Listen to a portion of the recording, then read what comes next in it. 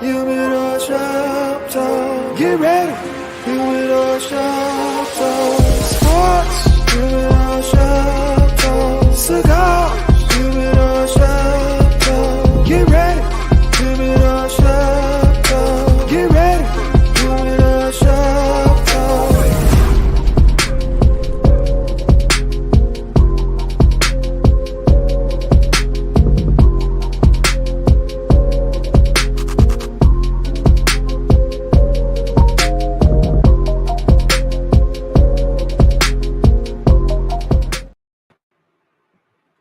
Good morning, good people. Good morning.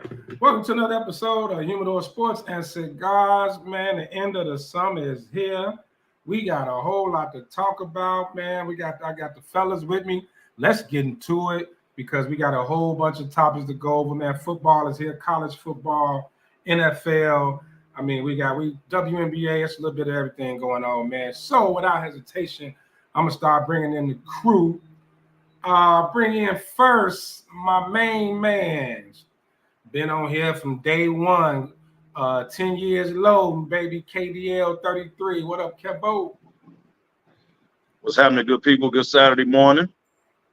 Feeling good. Labor Day weekend. Let's get it. Let's talk some sports. No doubt, no doubt. And returning, man, he was with us, was one of the originals. Now, you know, he took a little hiatus. Now he back. My man Face, PG-13. Pat, what up, bro? It wasn't no hiatus, man. It was called earning my finances. That was a hiatus. But I tried to make it sound good. Thank you for making it sound good, but I was making my money. But since we changed it up now, the schedule changed a little bit, I am back. Just for the people out there who are trying to get on to the link and couldn't so-called find it, I have posted the link to my page. I'm not totally for sure if it's actually streaming. So go check out my page on Facebook.com and see if it's streaming so you guys can tune in today. And if nothing else, click on the link and one of you guys share. It's on my page as well. Or you can just go directly to YouTube and the Sports Zone Chicago page on YouTube and click on it. Or if you got real cool, you download the app. Put us on your big screen as well. We got our resident DJ returning, DJ DY Nemesis. What up, bro? Yo. Top of the morning, everybody. That's Cole, associate producer. DY. Get it right. For this episode, that's his title. Now, explain the Black Hans group. So, for the next few weeks that I'm on the show, I plan to paint a caricature of myself, and I'm doing this week in honor of Black Hans Gruber. So die hard, huh? Right. There it is. Wow. Man, you know what, man? We done came a long way in 10 years. Hey, we got a full house, and yes, pun intended, the big fella is here. What up, house? The living legend himself. What's up, peoples? What's going down? Y'all know who it is. The big fella coming at you live and direct from parts unknown. Let's get it in, man. I'm ready to talk some sports because I seen some stuff this past week, man. Let's get it in. That's my boy. We got a whole lot to talk about. And, man, surprise. Guess who checked in from somewhere overseas? I think he locked up, but he ain't going to tell us the truth. But he is able to check in. Mr. SmokeFellas himself. Oh, little fella. Oh, hey. Hello there, sir. Oh, Lamar Trail. Over there in Greece in the boys town of Greece. Come on, man. He got the pink scarf and everything. He got the nerve to label himself the Greek Mr. SmokeFellas.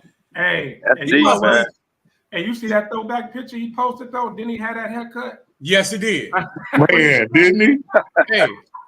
Hey, Damani, he's still buffering. He must be in the basement of the Coliseum like he getting ready to fight gladiator style. He thought they said the internet is good, but he don't understand other languages. they probably said breakfast is ready. He thought it meant the internet. But he's buffering. Whenever Mr. SmokeFella can jump in, man, we'll get him on in here. Man, let's jump into it, man. We got so much to talk about. I had to take my notes and eliminate some stuff, man. We just a lot to talk about. We're going to kick the show off, though. I saw my brother Will Wheat, SmokeFella brother Will Wheat in the building. What up, Will? So What up, Will? let's kick it off. Gandy checked in too. Who? Gandy checked in too. Oh, Pat's arch nemesis. Hey, before we start, I would like to say happy anniversary to the Gandys. Yes, sir. Gandy. Jerome Gandy won because Maria has elevated your life upon anything else you could imagine. That's it.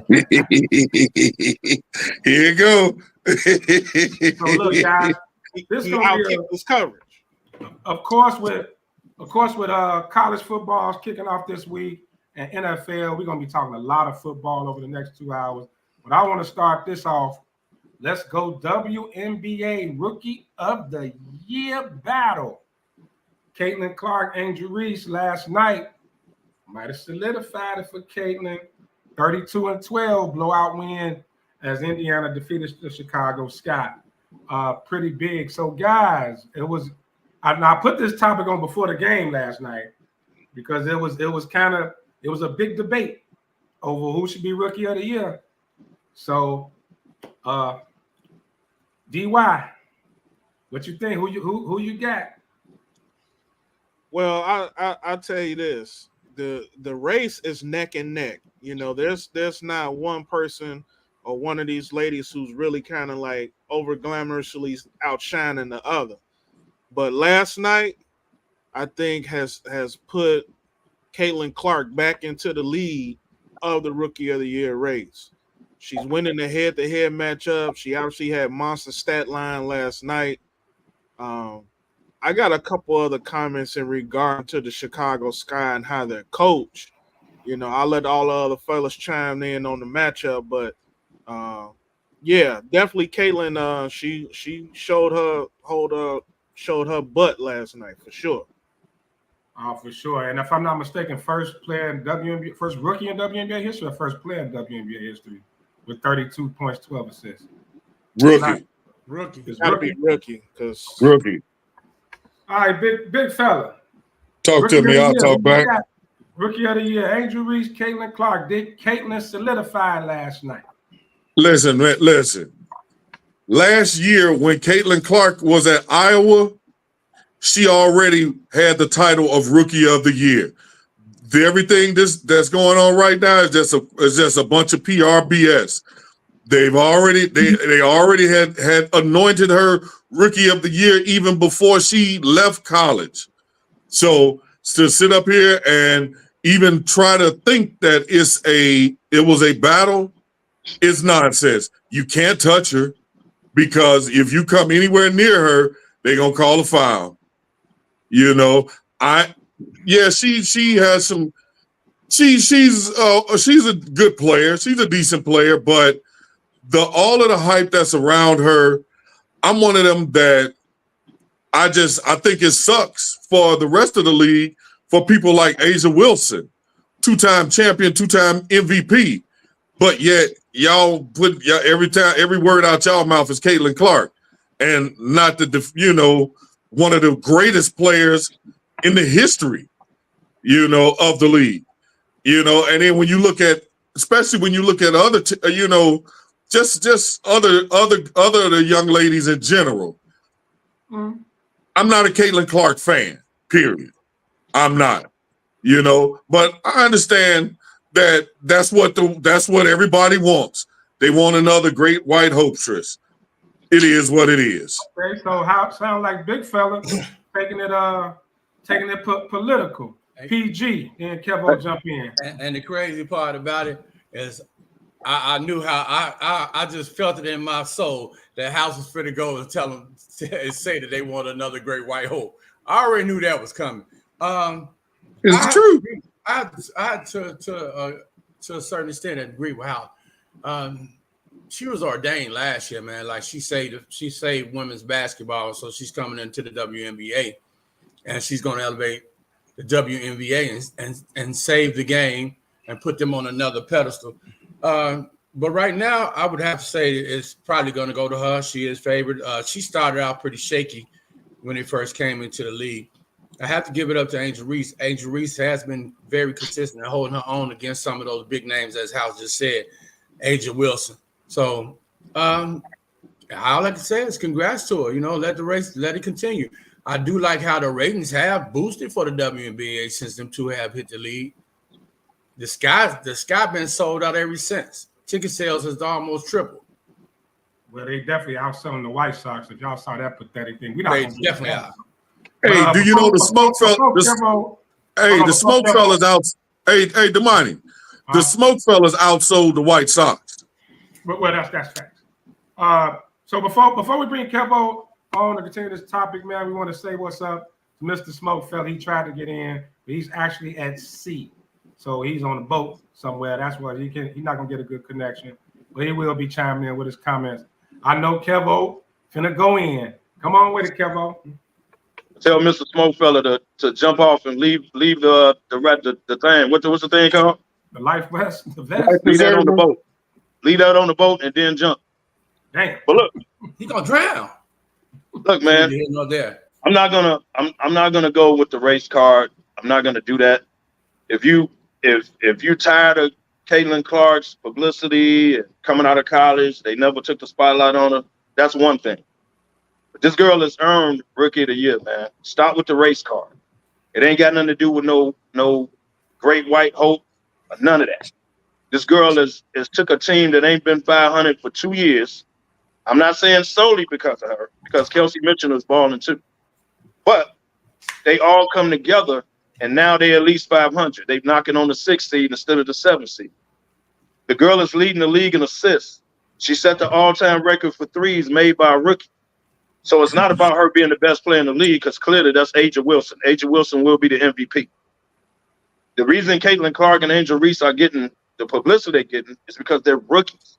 They're setting rookie records. No, don't do this. Focus on that. It ain't about the whole league. Everybody know Angel Wilson is the best player in the league, followed by Brianna Stewart. So it's about what they're doing as rookies. Now, the publicity they get is because they're setting records. They're setting records. They're selling out arenas. That's something to that. And because her team is winning, and you can say 500, but they ain't been 500 again in 2 years. Her team is winning. They're the hottest team in the league. She's going to get Rookie of the Year. And she beat the girl 3 out of 4 times. Now, I know they didn't play one-on-one and all that, but her team beat the next person's team 3 out of 4 times. She's going to get it. So I'm not doing the race car thing. I'm not doing the Great White Hope. I'm not doing that. That girl has earned Rookie of the Year, man. Sometimes you got to step back and give people their credit. You could be tired of them. That's understandable. That's your opinion. But don't diminish her, man. Don't do that. Yeah, you know what? I gotta agree with Kevo, man. Yeah, Will chimed in and said, watching last night's game, the refs are in play. And yes, they are. That could be it, but think about it, man. In basketball or a lot of leagues, it's that chosen one, and you know maybe Caitlin is just that one. You know what I'm saying? It is what it is. But I'm with Kevo though. She earning it out there, man. Like the girl, she balled. I mean, give her props, man. She ain't putting up mediocre numbers. Like I said, if they put her in an MVP race, then I could say it's just disrespectful. But to Kev's point, rookie to rookie, like she got it. And I think last night sealed the deal for her. But all right, we ain't gonna stay too much on that, guys. A lot of football to talk about. So let's jump in right away. College football. First, let's talk about the games from Thursday. And the one game in particular, Colorado, North Dakota State. Buffaloes. Came down to the wire. Shador had a big game. What's the receiver corner name? Travis Hunter. Travis Hunter, big game. But Deion was pissed because it was a struggle. It went down to the wire. So we all watched the game. A lot of people weren't impressed. A lot of the panelists and when you watch shows yesterday were not impressed with Colorado at all. So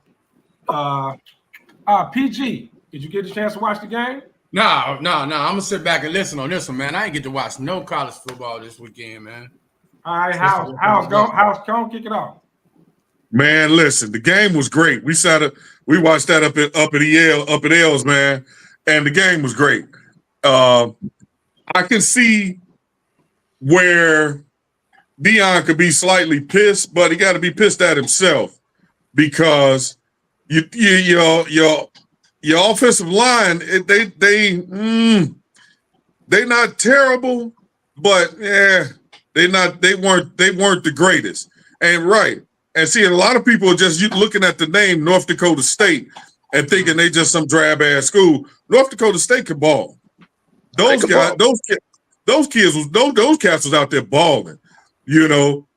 So I don't even look at it as, they just barely beat North Dakota State. No, they won a football game against another good team. You know, it's just as simple as that. Joe Horn Jr. he's not getting a lot of talk, but that dude had 198 receiving yards. He had a great game. And a question that I had posed, or a statement that I had made in the shop the other day, were you looking at the number 1 and number 2 overall pick in the league? And the second question, has there ever been 2 brothers drafted in the same draft in football? It definitely has been. And I think it was recent. I just got to look it up. But it definitely was 2 brothers. I remember that. So, I mean, that's a good point. But I think some of it before, and I'm going to go to Kevo next, and then DY. But I look at some of it as, let's put it on Deion. Like you said, Deion, a high-profile coach. And sometimes Deion will get up there and talk like they're a top 10 team. You know, Deion makes statements. He talk that talk. He's just being who he is. Ain't saying nothing wrong with it. So that profile. So I agree with you. North Dakota State is a good football team. They do have a good football program. But when you look at like teams like they in Colorado and you got Deion, the high profile, and all the Hollywood stuff going on, you clearly expect them to at least not struggle with a North Dakota State. Kevo, go and jump in there. I blame half this on Deion. Now, I didn't watch the game because I was out. I kept checking the score because I bet on him. But some of this is Deion's fault. Here's why. You can't get mad at the players because when you first got there, you came in and said you had baggage. You was kicking everybody else out. Since then, you started off good, lost the rest of the year, and then you went out and did 80 damn near transfers. The whole team damn near knew, except the quarterback and the 2 dudes you brought from Jackson State. Everybody else basically knew. So to step out there game 1, you're not a top 10 team, bro. You're not. And I heard him say after the game, you know, people didn't like it because we won. They was waiting on us to lose. Well, that's because of you, Deion. And I love Deion. Swear to God. But sometimes he talks, man, like A, they're a top 10 team, and B, everybody is against us. Well, if you want so flashy and you always run off the mouth damn near like Jerry Jones, people wouldn't root bad for you. They want to see you fail because you're arrogant with it. Always like Caitlin Clark. It's always been about Deion. But, dude, shut up sometimes. Make your team better, same way you did at Jackson State. You balled out. You left them in a good position. Do the same with Colorado. Like, your team is not that good. Some of us want to see you succeed, but sometimes you bring this on yourself, bro. Stop running off at the mouth. Just play ball. Get the right people in there. I love Deion, man, but sometimes he brings us on himself. DY.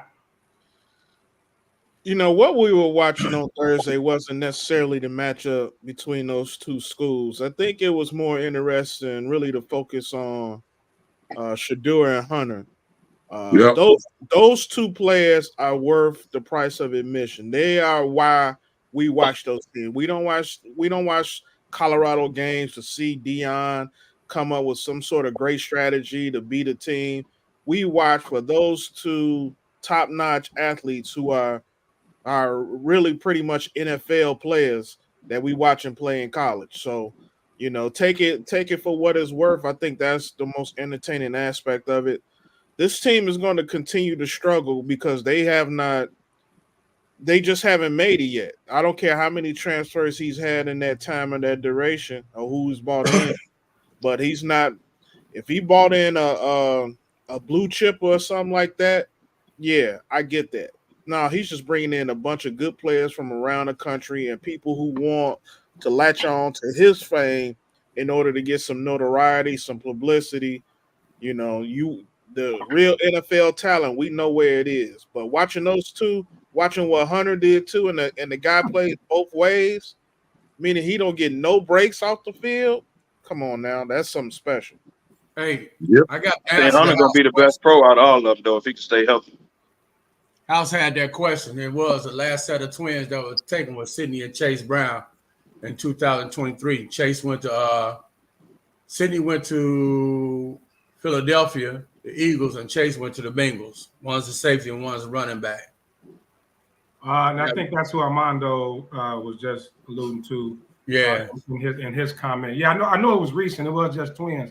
So to Kevo's point, I do want to touch on that a little bit because I've always kind of felt that way about, when you got not just a high profile coach, because we've seen high profile coaches before, but Deion is famous. Let's just call it what it is. He's a Hall of Famer. He's a legend. He's in the media, all that. And shouldn't that be good accolades though? Right, no, those are great accolades, and Deion talked that talk, and typically he backs it up, but at some point, all that that the high profile and all that, the camera's always on you. You always got statements. We're not gonna get into it, but he banned he banned somebody from the press conferences. That's been a big talk this week too. So Deion got a lot going on. He got a lot going on with his attention to the program. Yeah, but that reporter took personal shots, man. You can't do that. Right, he took personal shots. Right. You talk about the job I'm doing and all that, but you take personal shots. I got the right to do that in the university back. Yeah, and I agree with it. But I'm saying with all this attention, at some point, the wins and losses, they're gonna start looking at that because you're still a coach. You know what I mean? Like it's, if the light always shining on you, you're supposed to be the coach, you're the man, you producing. He's already talking about where he don't want Shador going, and he gonna have say so over this, that, and the other. So I think he puts a spotlight on that program, and at some point he gonna have to start winning. Back to what Kevin's saying. Mm-hmm. Your arrogance is overweighing your coaching. Mm-hmm. Because he may get a pass this year. But like next year, they're gonna start looking at that real heavy. Oh, look at him next year. You're right. Yeah, like, hey man, they're gonna give him 2 years, so he'll get a pass this year. Them little five wins ain't finna keep. We ain't finna keep going off that because they are. Even before he started the Colorado job, they were already talking about his next job. Talking about he ended up in Florida State and this, that, and other. He ain't did nothing over here in Colorado yet. So let's move on. You don't think they'll be start looking at it by the middle of this year? You don't think they'll start looking at that? Well, depending on how he do in conference, like they're in the Big 12. Kansas State is going to blow Colorado out. I'm calling it right now. Like some of them, Oklahoma State, like some of them Big 12 teams, Colorado ain't ready for that, dog. They'll beat some of them, but he got to do well in conference. Because now you can't use the Pac-12. Now you're in the Big 12. When you going to win, bro? Remember all that luggage you bought? Remember that? Yeah. So come on, man. Deion, like I say, they'll give him a pass this year. But year 3, hey, man, we need some results, bro. We love you. And you brought us a lot of money. You brought us a lot, but hey, man, where the wins at? Yeah. Look, and that's the bottom line, and I'll end it on this note. The bottom line is, you look and see that stadium packed on the opening game. That stadium was packed to the gills. Yep. You see people like T.O. on the sideline. They had some apparently famous rap dude or social media cat there at the game too. Like, come on now. Colorado know they'll stick with Deion as long as them checks continue to come in, no matter what the record is. Because people are still watching no matter what the record is. People are still watching no matter how bad it is. People are still watching no matter if he's a bad coach or not. And 5 wins a year ain't going to do it, DY, for too long. Yeah, I'm not going to be there that long. That's the whole point. He's not going to be there that long.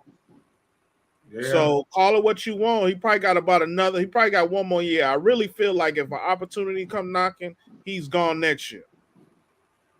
Damn, you think he's gonna bail like that? Yeah, I definitely. Now, So he gonna bounce again, huh? If the Florida State job came open, you don't think he would leave winter time in Colorado for spring ball in Miami or somewhere in Florida?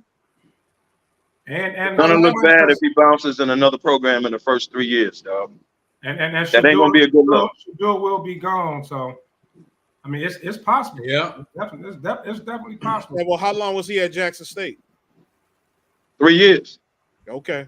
Yeah. And next year it'll be 3 at Colorado. You gonna leave again? So it's always you.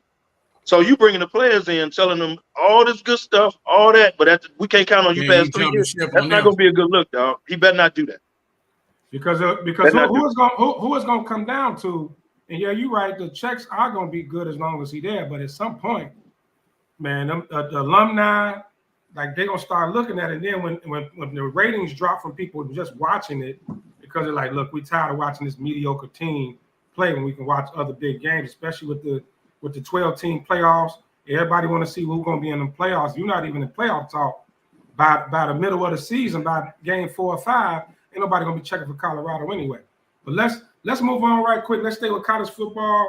We got a lot of good games today. Of course, we're not gonna have time to go over all the games, but the top games today, one is on right now. Number 1 Georgia versus number 14 Clemson. No score. Looks like the end of the first quarter, and looks like Georgia is driving. Second game, I got noted here. Number 7 Notre Dame at number 20 Texas A&M. It's another big one. And new Big Ten, maybe a powerhouse. I doubt it though. USC and LSU go at it. So SEC Big Ten battle. So those are 3 games we focused on. Which one you looking forward to seeing the most? PG. The one I'm watching right now is Clemson and Georgia. I want to see how Georgia follow up last year's performance. And what they on? What is it, like 3 years in a row regular season win streak? Yep. Like they haven't lost in 3 years. And Clemson's they on lost 1 game in 2 years, bro. And that was the conference championship. Yeah. And it looked like Georgia is stacked again. You know, when it comes to college football, I fall back and follow you guys, but I've learned that my real guru, he's sitting right there with that waiter shirt on. That's my college football guru right there. With the what shirt? Not the waiter shirt. Waiter. DY, which game you looking forward to seeing the most? May I take your order, sir? I'm very biased when it comes to this. I've been a Florida Gators fan. I'm sorry, Kevo. Since the 90s. I'm really looking forward to the Florida-Miami matchup here this afternoon. A lot of things on the line, especially for Florida trying to get back into like the upper echelon of SEC, especially now that the conference has grown. They got to continue to maintain and show and prove who they are. They've always recruited very well. Unfortunately, they just haven't always coached very well. You got to understand, Florida is one of the top 3 schools that send players to the NFL every year. You know what I'm saying? So I'm looking forward to them trying to bounce back and get back to their winning ways. And that's a game I didn't put on there, but I do want to see because everybody's talking like Miami's supposed to be. The program is pointing up. It's supposed to be on its way back. And our era, the Miami Hurricanes was the back in the day. Yes, sir. But to be honest, I wouldn't be shocked if Florida won that game. That's a state rivalry, bro. They all probably went to high school together, like they compete like that. I wouldn't be shocked if Florida. That's why it's only like 2.5. Yeah. Kevo, which game you got? I got LSU and USC, and I'm gonna tell you why. Both of them have had Heisman winners the last couple of years. There are rumors, which I don't believe, but there are rumors that your boy Lincoln Riley on the hot seat. So if you leave the Pac-12, now you're in a Big Ten. You got some heavy hitters. You better at least do well in the conference. Like you can't come in like last. Like you can't be hovering around the Illinois and you can't do that. You got to at least be upper echelon. You should be better than Michigan State, to be honest with you. You should fall under Michigan, Oregon, Ohio State. Like you should, Penn State. And you should be somewhere up in there. You should not be at the bottom half, bro. That ain't gonna look good. Y'all USC. I know y'all getting NIL money. Y'all USC. Well, for everything I'm seeing, they say that the defense, which was atrocious last year, is supposed to be a little better. They're supposed to have a little more talent. I think they got another receiver over there that's supposed to be real good too. So, but I'm with you, man.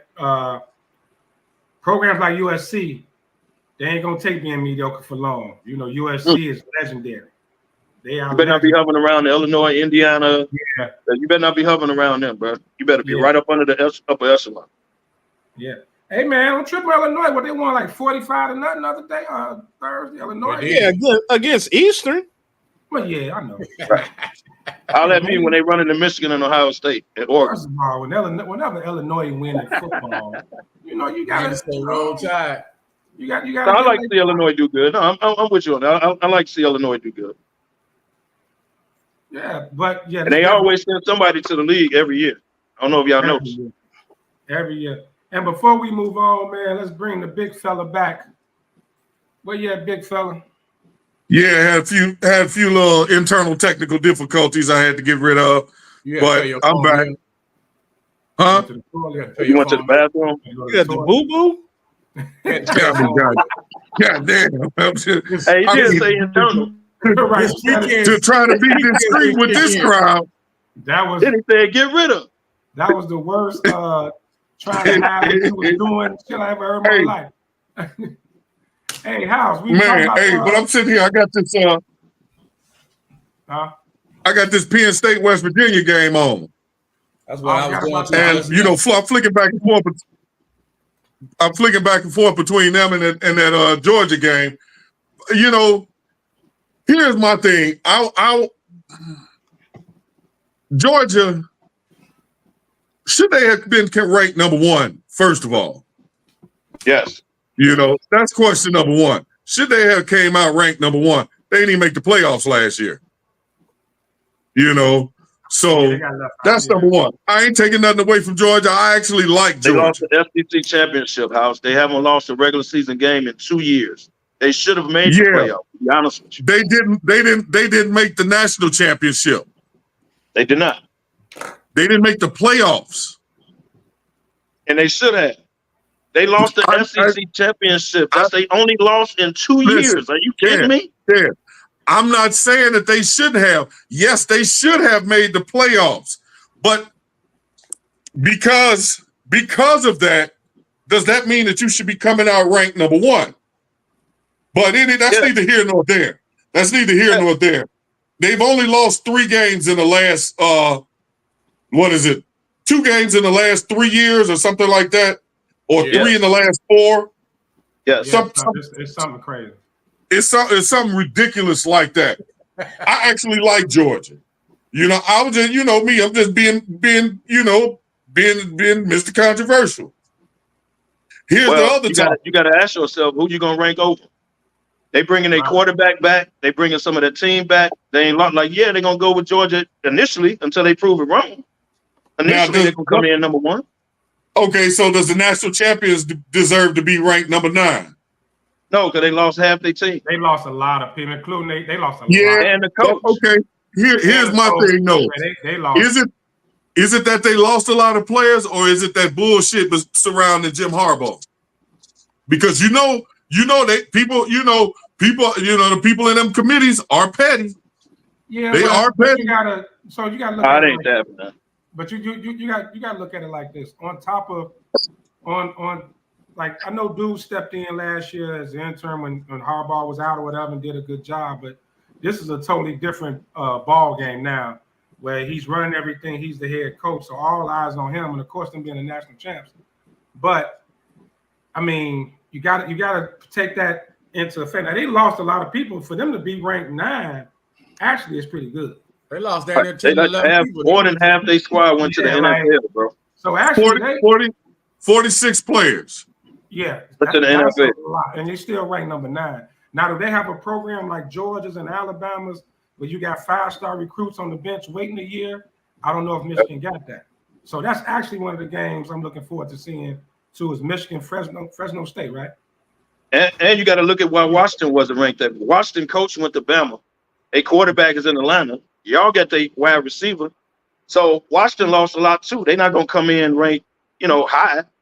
You got to look at who coming back, bro. Georgia quarterback came back. He's considered one of the top quarterbacks coming out. They never looked at Washington as a high power team. No way. Let's just call the facts of facts. They never looked at them as high powered anyway. Washington program been good for the last 6-7 years though. We know that. We know that watching these games, but the petty posse. That's what I call them, ones that's making all them decisions, because they do a lot of this stuff. They do a lot of this stuff, man. Based on just if they like you today or not, or if you said good morning to them or not. Well, first of all, we still got to see if the hammer is going to be brought down on Michigan with all the allegations going on. So, guys, we got a lot of college football to talk about. We're going to definitely get back into it. But, this is our last weekend without NFL football for the next couple of months. And there's so many damn stories. We're going to probably spend over an hour. We're going to take a break in about 8 minutes. But before we jump into the break, I do want to go into something we talked about last week, the Steelers quarterback situation. Mike Tomlin has named Russell Wilson the starting quarterback. I'm not going to say he beat out Justin Fields. I think Justin didn't grab the job when he had a shot. So my question to the panel real quick, are Justin Fields' days as a starter done in the NFL? Is he just going to be a glorified backup, or is he going to be a Taysom Hill? What is he going to be? I'm going to let Kev take it first. I want to say that because he's young. Sam Darnold been in the league for a minute. He's finally starting somewhere. Now, he was about to lose it. But, however, he's finally starting somewhere. He done bounced from team to team before he found a spot. So, no, Justin Fields is young. He got stuff he needs to work on, obviously. They're going to give him a shot in Pittsburgh at some point this year. I don't think he's just a career backup. Mitchell Trubisky, career backup. I don't see that for Justin Fields. I think he got to improve his game. But, no, I don't see it not being a starter. His legs will keep him in the lineup. So I don't see that. Pittsburgh might not be his stop, but I don't see it. That's why I bought up Taysom Hill, though. That's why I bought up Taysom Hill from New Orleans. Because some people. Well, he ain't necessarily a starter either. He's a gadget dude. Right, that's what I'm saying. Are they going to turn him into some gadget guy? Because the rumor is Pittsburgh is going to have some plays in the playbook for Justin to get on the field. DY, Justin done as a starter? What you think? No, he's definitely not done. I mean, whatever speculation you may have in regards to Russell Wilson and how good he still is, at some point in time, quarterbacks get hurt. He's one of them, the last couple of years at least.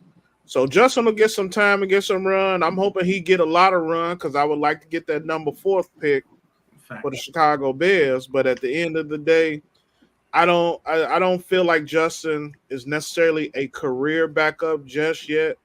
I feel like he does have a lot more talent than some of these other quarterbacks. It's just all about the system that you in, the coach that you play for, the coaches that coordinate you, things like that. So I don't know if Pittsburgh was the perfect situation for him, but maybe someday he'll find that perfect match, and be able to elevate his career back to starter status. Baker did it. Sam Darnold did it. Well, don't use Sam. Sam Darnold was a bridge for McCarthy. McCarthy was going to have that spot. He just out for the year.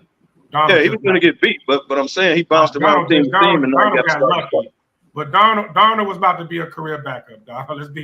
Let's call it what it is. He just luck. I ain't going to never say somebody getting hurt is luck, but McCarthy got hurt. Pat, Justin Dunn?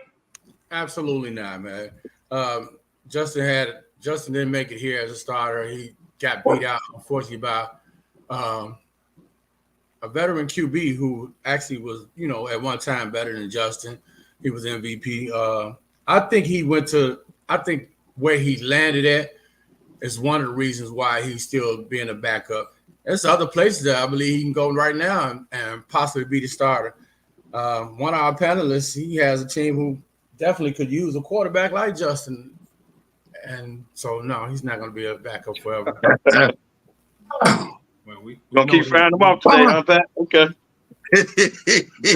big fella. I know your Okay, answer, Pat. but come on Kevin with Day, it. huh? Big fella. I already know your answer, but come on with it. And Yeah. after big fella, I'm gonna run something down to y'all. Go ahead, House. Yeah, no, Justin not done. But like we said last week on the panel, Russell Wilson was not going to not be the starter. We talked about that last week. And Justin Fields is not done as a starter because, like you said, there are going to be some injuries. I hate to say it, knock on wood, it don't happen, but we all know the game. We've been watching it long enough. We done played it long enough. There are going to be some injuries. Somebody's going to be looking for a quarterback. They're going to be willing to give, what we say last week, a 5th or 6th round for somebody. It just is what it is. Justin's days are not done. He just like Pat said, there's some teams right now Justin can go and start and shine. I ain't gonna shoot no shots. Right, but that's that shot. But look, guys, I get it. Everybody feel like he's not done. I get it. We all like Justin Fields. It's definitely likable. But the reality of it is this: he was going up against, let's call Russell Wilson what he is. He's an over-the-hill quarterback, right? They got hurt in camp. Justin had every opportunity to come in and snatch that job. Sure did. Still did not do it. That's sure did. He gave him every chance to come in and take it. Yep. So that's something I think we got it. That's why I posed that question, because when Russell Wilson went down, I thought Justin would have came in and snatched the job from Russell. There was even talks of them releasing Russell Wilson, but clearly he didn't do enough to even to take over an injured 36-year-old quarterback. So real quick before we go on the break, I want to give y'all something, and y'all probably know it but didn't realize it. The 2021 quarterback class, Justin's class, out of the 5 first-round picks,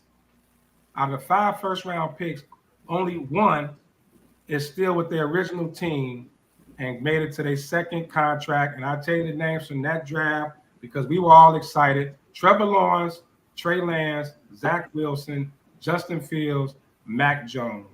Trevor Lawrence is the only one still with the team that drafted him. The other ones are already Trey Lance damn near out the league after that last preseason game, the 5 interceptions at Dallas. Zach Wilson couldn't win the job in Denver. He got shipped to Denver, couldn't win the job. He's a backup. Lost the job to a rookie. And Mac Jones is backing up Trevor Lawrence. So that's why I asked. The same person's draft class, he's backing him up. That's why I asked, was Justin Days as a starter done? So looking back at that draft class, that's going to be a strong quarterback class. Remember, we traded up to get Justin. We were all excited. Looking back at it now, maybe one of the worst QB classes or overhyped classes. DY? No, I wouldn't say overhyped. I mean, you got to understand something. When half of those cats got drafted, we didn't even know who the hell they was. Nobody knew who Zach Wilson was. And how he ascended to the top of that draft, I have no clue. But, that was, other than Justin and Trevor Lawrence, who we have seen battle each other for national championships and bowl games and things like that, those other cats was really more unknown. So Mac was a Bama. Mac Jones was a Bama. Yeah, but he won the national championship at Bama. So hey, y'all was finna take him for a minute. I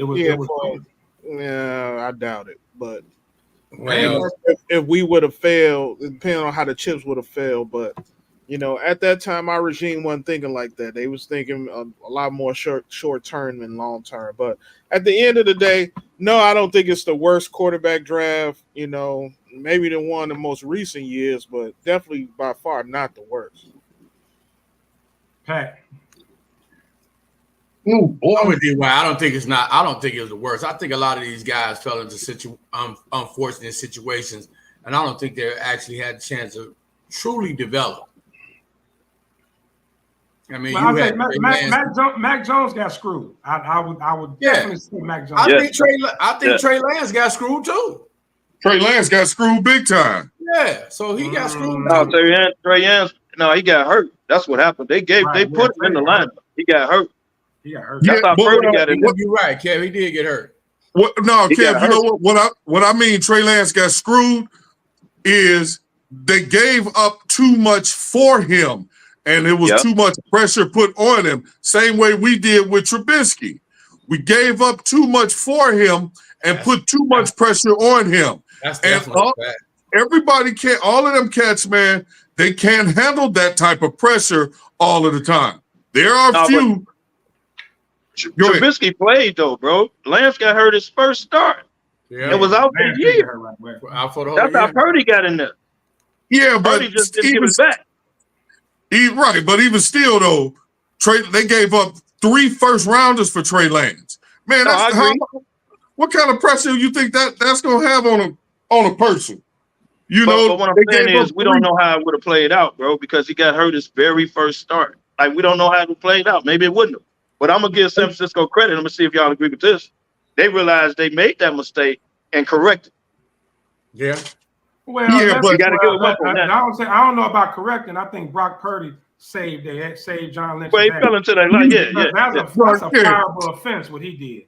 Like, giving all that up for an unproven college quarterback in Trey Lance, who hardly even played college ball, moving on from a quarterback that you went to the Super Bowl with, for him, like, that was a big gamble. The only thing that said, if it wasn't for Brock Purdy, San Fran might still be in quarterback hell right now. Purdy saved him by his play. I agree with that. Purdy saved him by his play. So let's just say, which made them be able to correct and get rid of Trey Lance because of Purdy. So okay, I give you that. So they better go on and pay Purdy. Lynch better just take care of Purdy just off. They're gonna have to now. Yeah, he's but you know what? They saying that they go. I think it's Purdy has 2 more years on his contract, and they talking about even still not signing him to a big deal, a big contract, but franchising him. I think that shit sucks. I think that's terrible. This for the way, man. I think, man. Look, you got to do the Jordan Love. You got to sign him before it gets out of hand, bro. They got to do it next year. Now, if you buy Debo, like somebody got to go, but they got to do it. Deep run. If they make another deep run, you got to do it. Now you got to do the Jordan Love. You just got to do it now and get it out the way. Like, well, that's what I agree. I agree 100%. They should, but San Fran is talking about, letting him play and then franchising him. And I think that's terrible for this man that took y'all to the Super Bowl. They got to figure out their cap situation because they still ain't got Trent Williams under contract. Baby, we're gonna get back to this in a minute. They're gonna do it. Top of the hour, guys. We're gonna take a quick commercial break and pay some bills. We'll be right back with more Humidor Sports and Cigars. Stay tuned in. Be right back. And we get breaks with the money host. Yeah. It's called 51-year-old bladder.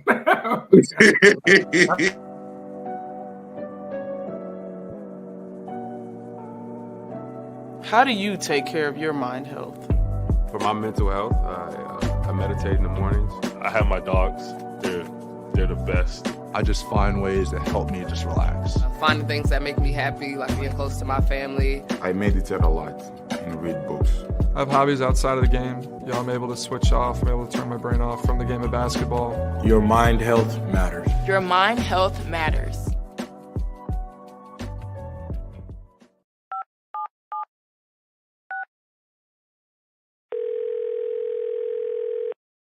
Yeah, hello.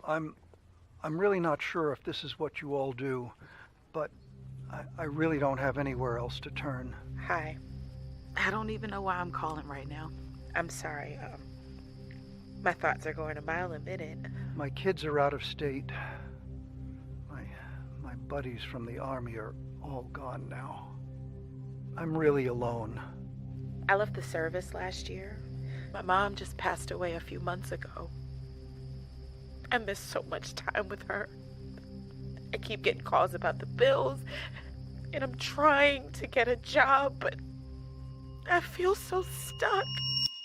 Okay, ma'am. I'm glad you called. Okay, sir. Let's stay on the line and walk through some things. Thanks. Okay. Thanks a lot. Thank you.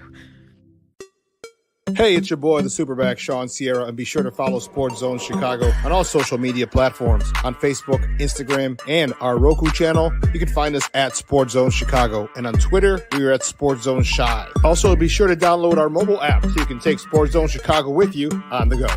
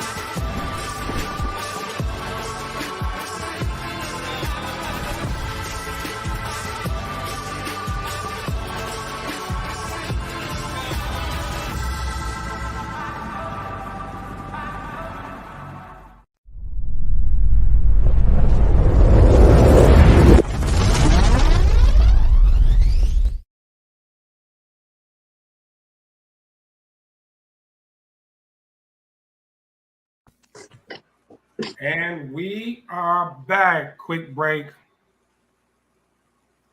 Quick break, guys. We back. We got about another hour left and still a whole lot of football left to talk about. So we just got through talking about the situation in Pittsburgh with Justin. We talked about the failure of the 2021 draft class. But let's move on, man, because it was the week of the wide receivers. The receivers are getting paper, all but one. All but one. CeeDee Lamb inks a new deal, 4 years, $136 million, $100 million guaranteed, $38 million signing bonus. Then last minute, last year I had this as one of the stories because Brandon Ayuk was still a no-show after being medically cleared and was about to get fined. But last minute, they did ink the deal. He ended up taking the original deal they had for him anyway. So he ended up, I guess some people say settling. I think it's a good deal for both parties, which leaves Jamar Chase still unsigned and speaking strongly about maybe sitting out the entire year, refuses to play without a new deal.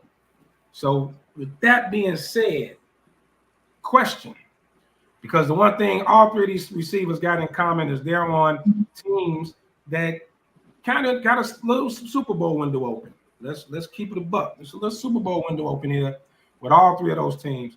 But the other problem is all three of those teams, Dak already paid in Dallas. They took care of CD, but now they're going to have to worry about Micah and everybody else. Joe Burrow already paid. Then they got to pay some other people. Don't know what's going to happen with Jamar Chase. And Brandon Ayuk got paid. They just paid Christian McCaffrey, and they got to pay Purdy in a minute. Still had Trent Williams out there, Pro Bowl left tackle, probably the best left tackle in football. Still unsigned, is not reported to camp. With that being said, those three teams, the Cowboys, the Bengals, and the 49ers, are those windows still opening or are they starting to close a little bit? DY. Well, out of all of those teams, San Fran is really the only young enough team with the young enough players. The rest of those teams, the players have gotten a little bit older, or they're getting ready to come up for these major contracts that they won't be able to sign if they, considering how their future gonna roll. So obviously San Fran is also well equipped. They've been to 2 Super Bowls in the last 3 years. So I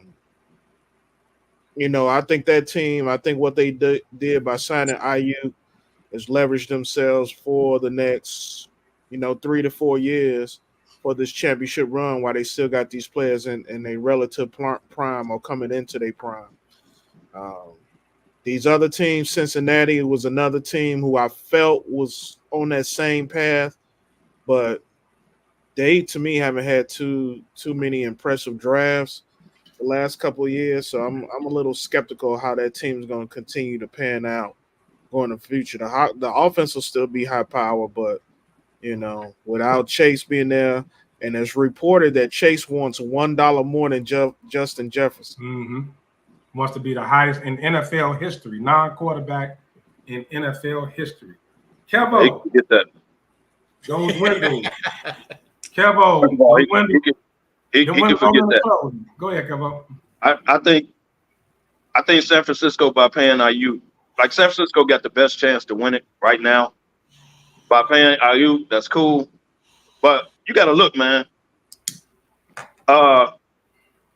Trent Williams, who's most important, has two years left on his contract. So does Chase. Now, I'm going to give you another one. To answer the question, the window in Cincinnati is closing because Joe Burrow can't stay healthy. Nope. I don't put it past Chase, even though I think he's wrong for trying to do this. You got to remember, Chase sat out a year at LSU just to get to the draft. Y'all remember that? Yeah. Mm-hmm. So he'll pull it. But the problem is, then they could just tag, like, don't play that game with the NFL, bro. Like, you ain't going to bully the Cincinnati owner into paying you. Have you technically outplayed your contract? Yeah, you can say that. But you're not finna come to practice late. Don't practice. You hold it in. I'm still paying you. Like, you ain't finna bully me into giving you a brand new contract, bro. I ain't got to do that. So I think he's playing with fire with Cincinnati because the Cincinnati owner is notorious. Hey, dog, I do things on my terms. You good and all, but okay. So I think San Francisco's window. I think they need Trent Williams, even though he got 2 years. They got to come to some bumpers pay up like they did Chris Jones, and then gave him a contract the next year. Like, do that. But I'm not just going to tear up your contract just because you tell me to, and you still got 2 years. Y'all ever notice Michael Parsons ain't saying nothing? Not a word. This I've been about CD and that, because Parsons still got 2 years left. Yeah. So he ain't making no. He had practice. He ain't making no waves. And what is up with just holding in? What is that? How you come to work and don't work? Where they do that at? Chase showed up late for practice with his like gear shorts on, chilling. How you come to work and don't work? And I'm paying you. Well, they trying to find this loophole in the where they can be fined. It's something like that. And Sean, maybe you help me out with that. Is that what the so if you hold in, you can't get fined. In thing is about? Like say, as long as you show up or something, you can't be fined. They talked about it briefly. I'm not really sure. I know a whole It's something like you can come to work, but you can always say, hey, my left big toe don't feel right, or the hair on my right ass cheek is not curling right, so I won't feel like, Hold on. It got real dark. That's I don't know what I'm talking about. But I'm saying though, that's the type of stuff that they pulling. My fingernail was broke, in a different way. Bite that son of a bitch off, dude. But that's the type of stuff that they're using. And I'm thinking with the CBA, with that CBA that they signed, they're able to do dumb shit like that. Well, IU was pulling that until they deemed him healthy.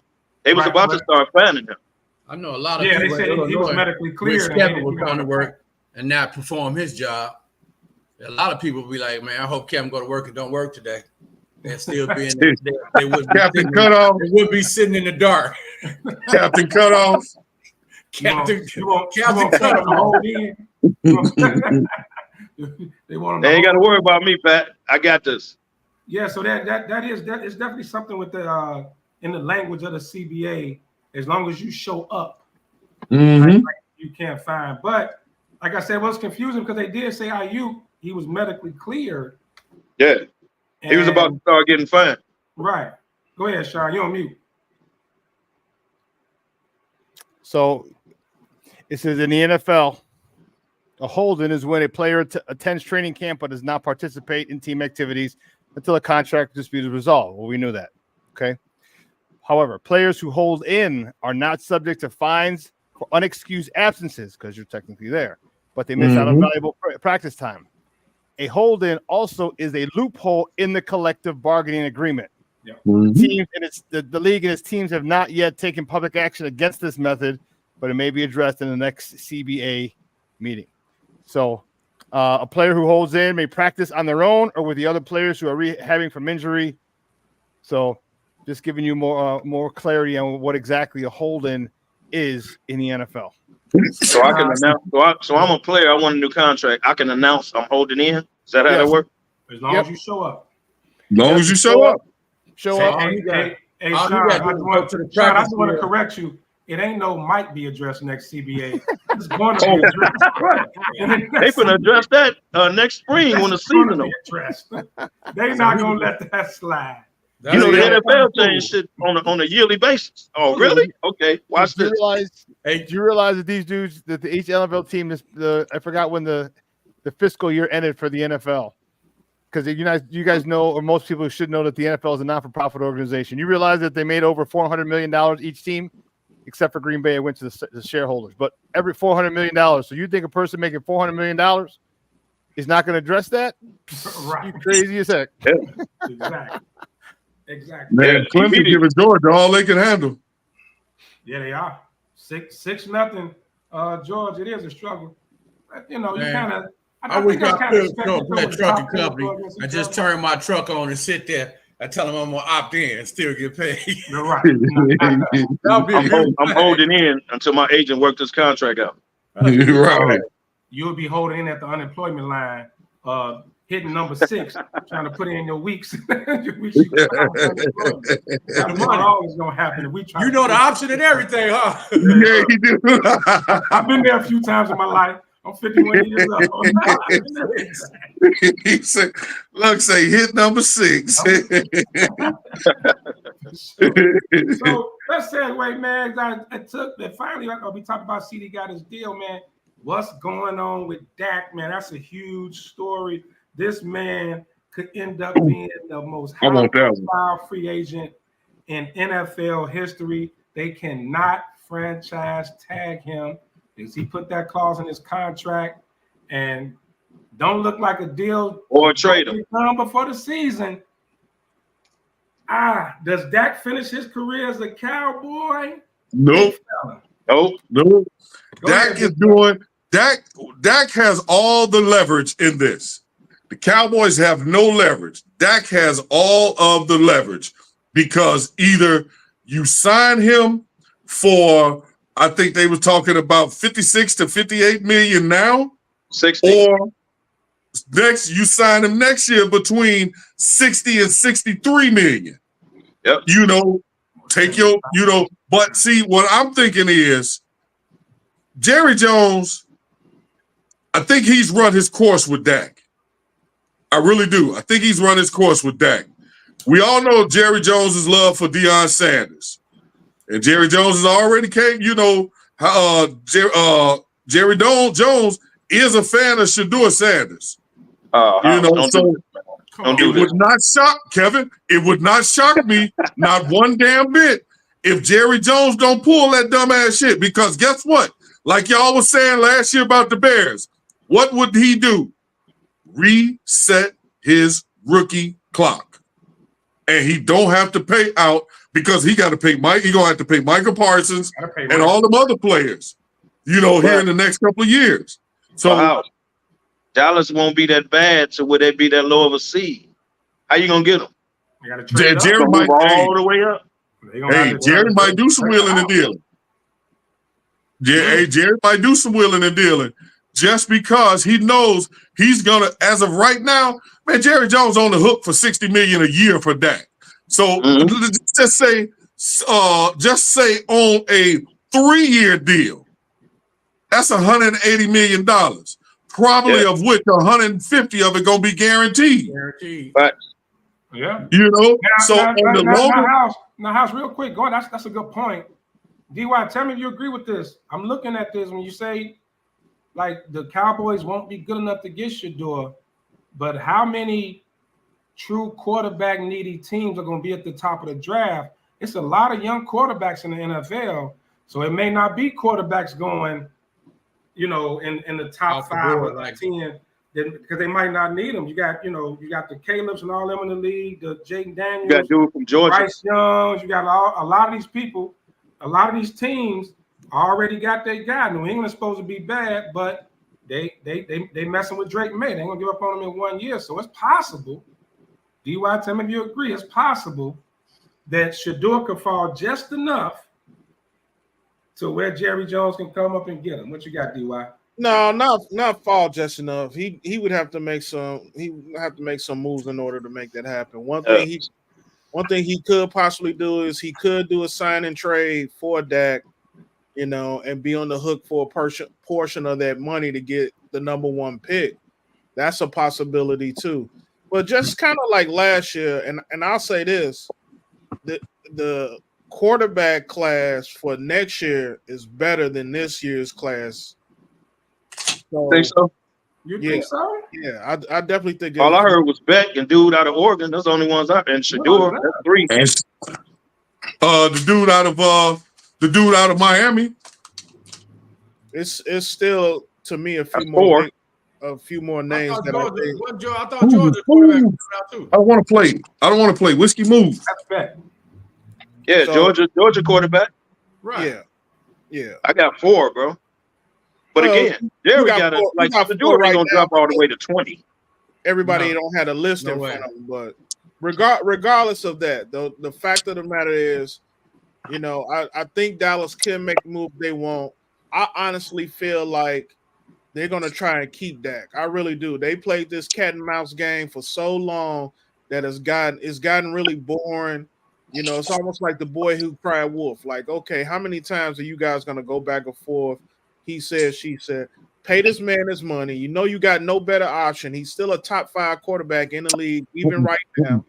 And then Michael Parsons is a linebacker. And if you play him as a lineman, you ain't got to pay him that much. So whatever it is, linebackers, you know, the highest paid linebackers may make $20 million a year, maybe. You got to pay him as a DN. You gotta pay him as a DN. Hey man, don't y'all think, man, his agent is terrible. Don't y'all think if Jerry was gonna pay that man, he would have paid him by now? That's my point. That's my point. He's the quarterback. If Jerry was gonna pay Dak, he would have paid him by now. He would have paid him. He's the quarterback. We know how Jerry Jones thinks. We know Jerry Jones does some wild, outlandish type of stuff. And I'm telling you, it would not surprise me if Jerry Jones is going, and I hadn't even thought about what DY said about doing a sign and trade, to just eating up some of whatever that contract would be, just so he can get Shedeur Sanders, and now he'll have him on a rookie contract with all of those veterans around him that he'll be paying in the next couple of years. And now you got a solid team around Shedeur a couple years in. Yeah, man, I see Jerry pulling. I see him pulling. So Pat, I got a question. I got a question for you. Dak made a comment in the press conference. Well, not the press conference. They interviewed him. They asked him about his contract situation. He pretty much alluded to it says a lot about what they think or don't think. Meaning, just him alone feeling, does that not a sign of feeling disrespected? And maybe he just won't sign back with Dallas. Like, forget it. What you think, Pat? Actually, that's kind of what I wanted to say. I don't think he's going to be back because, like you said, kind of feels disrespected. You franchise tag him, then you still don't want to pay him. Now it's at the end of that contract. Jerry's like how say we know Jerry. Jerry is the one who's going to just fork up money like that. I don't think he's going to pay him. I think Dak is going to opt out and go somewhere else. Where he's going to go, that's a different thing. But I think they would trade him before they just let him walk. He don't have that no trade clause, do he? Can't trade him. No trade clause. Can't trade him for a tag. That's why he got all the leverage. That's why he got. Yep. Dak can do whatever he want to do, and I think and that's why it's probably gonna be somewhere else, like House said. And that's why you're not hearing Dak with the smoke. That's why you're not hearing Dak a whole lot, because Dak knows he has all the cards. He ain't got to put all the cards. All I got to do is stay healthy. I'm good. All I got to do is stay healthy. Regardless. Yep. Well, I'm gonna get it.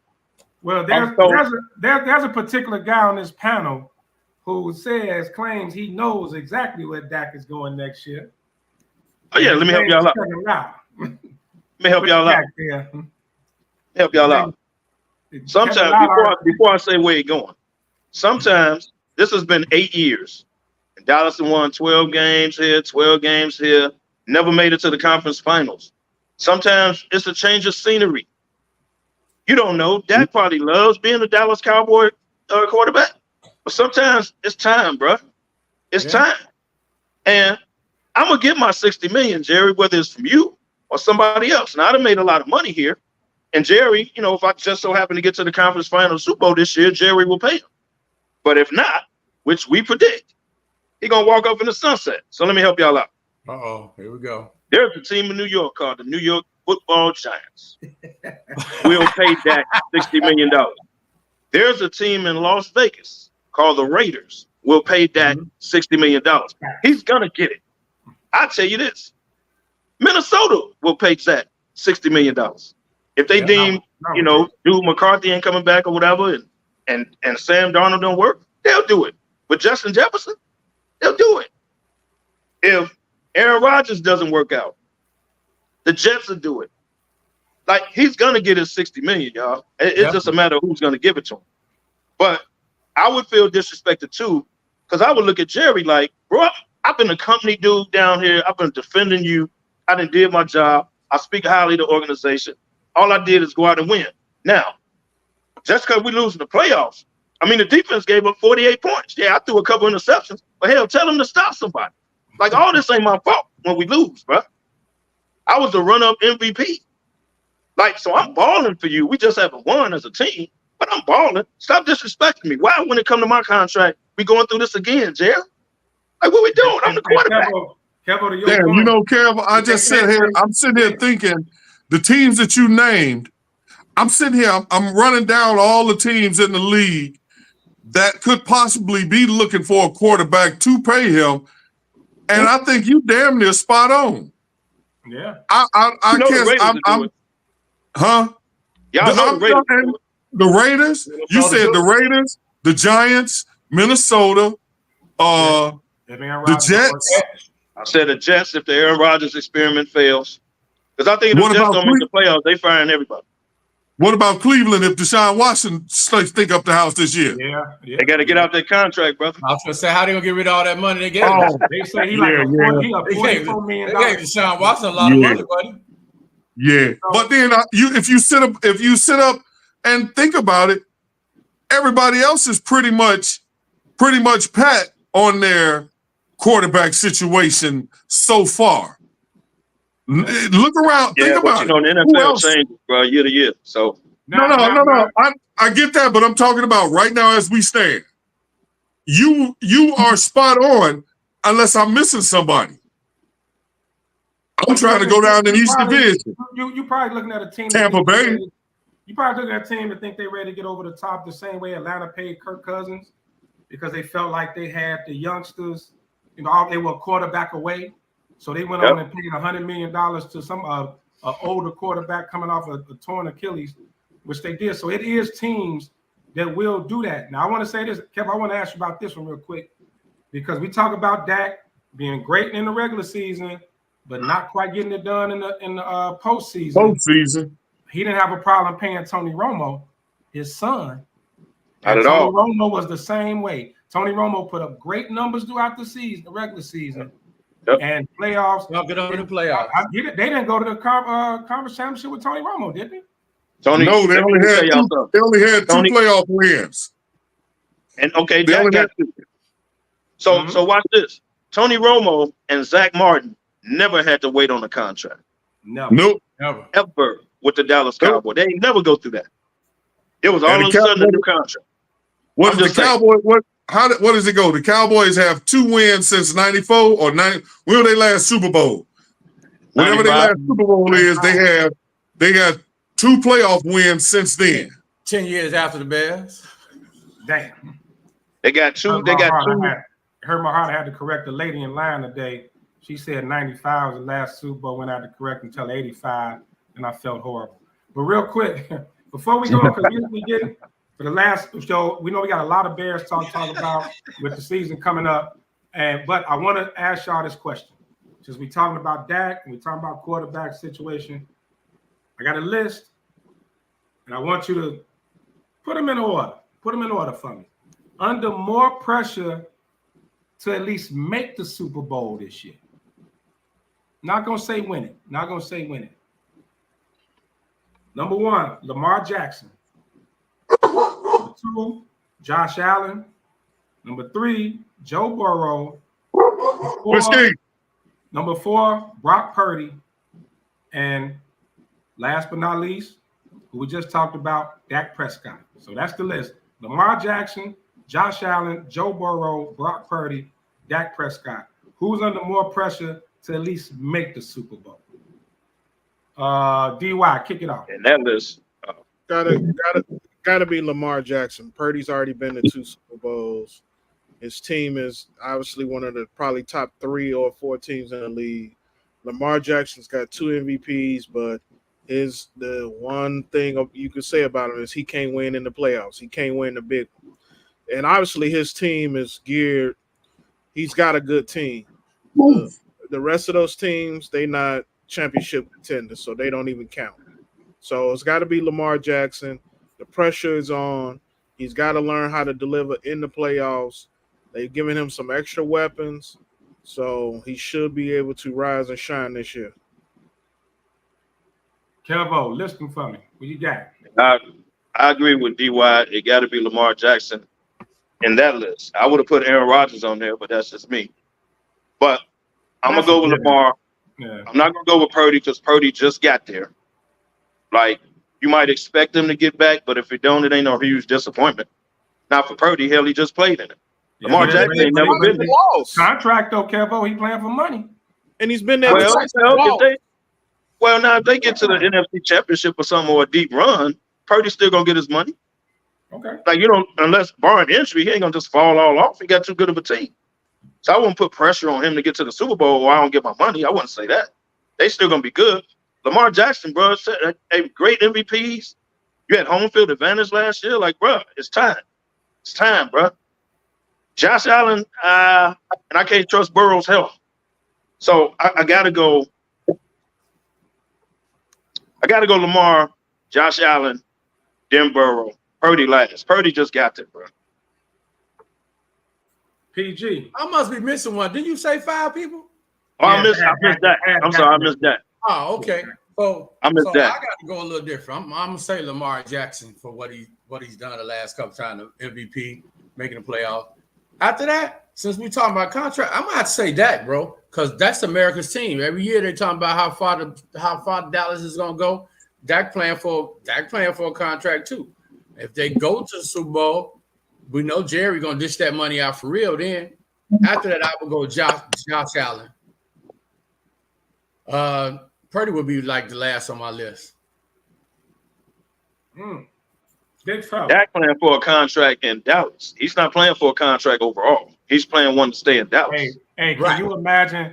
He could be the first Super Bowl MVP free agent ever. Ever.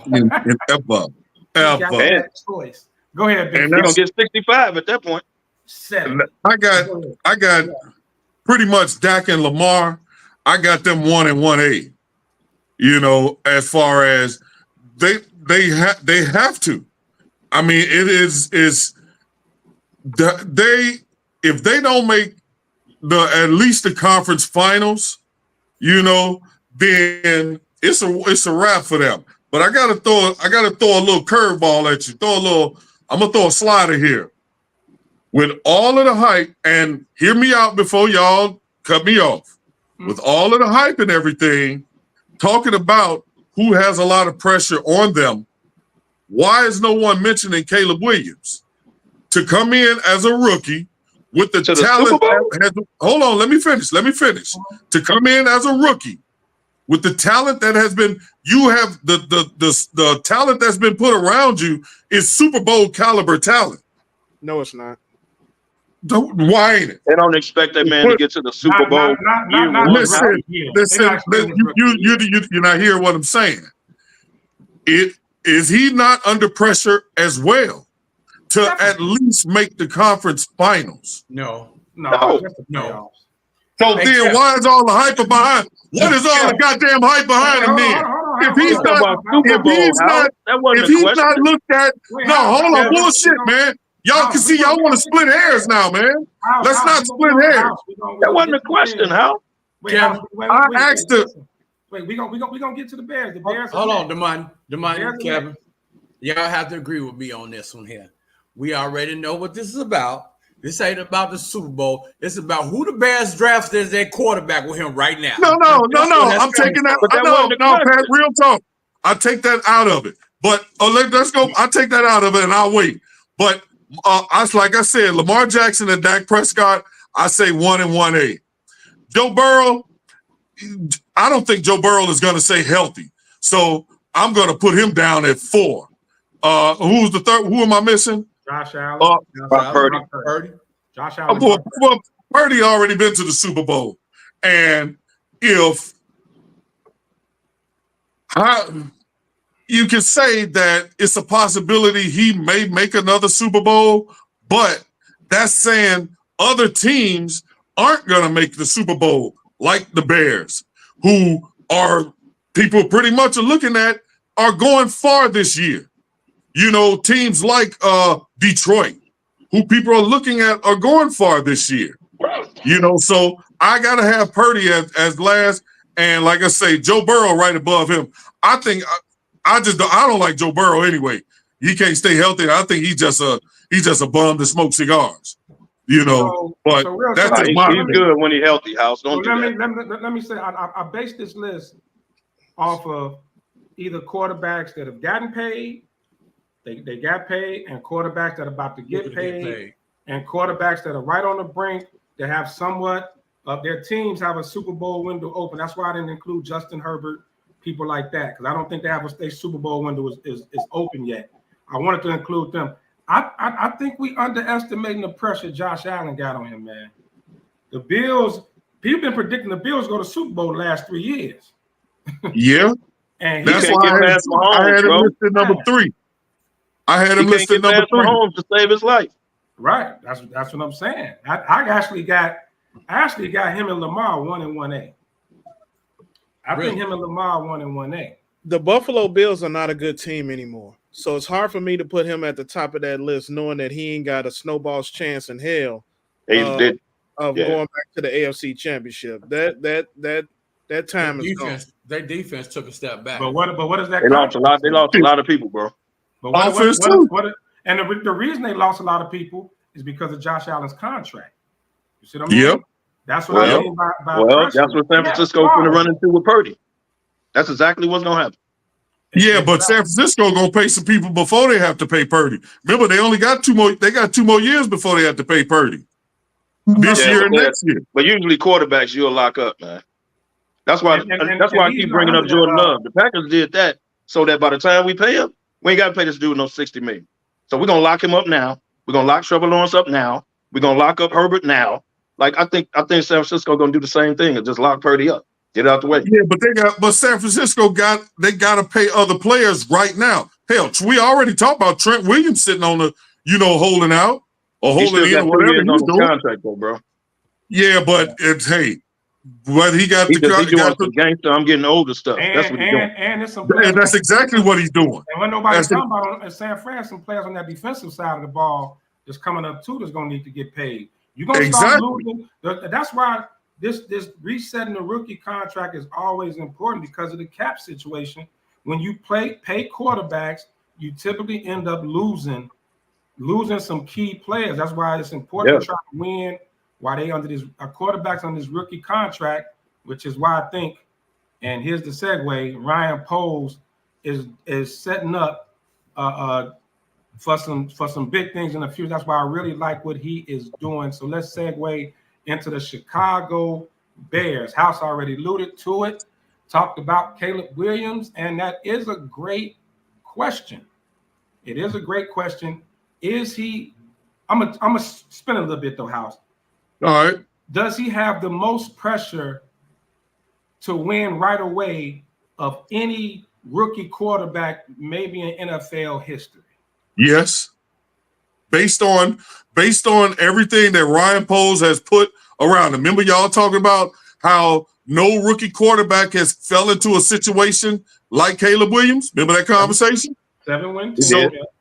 So with that being said, yes, now your skirt, your high heels, your hairdresser, y'all got to come in and y'all got to figure out a way to at least, first of all, beat Green Bay.